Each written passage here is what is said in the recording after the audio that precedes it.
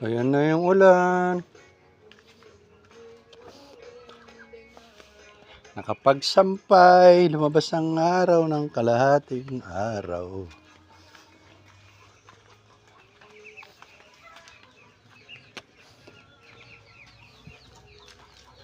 May sinilabas ni Buno yung sampay niya.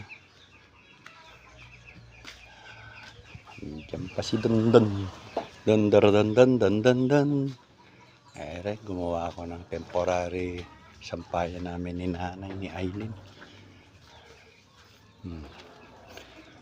Tapos yan, tatanggalin din yan.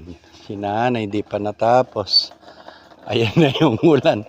Di pa natapos si nanay. Ang kwanto? Bugo. Opo.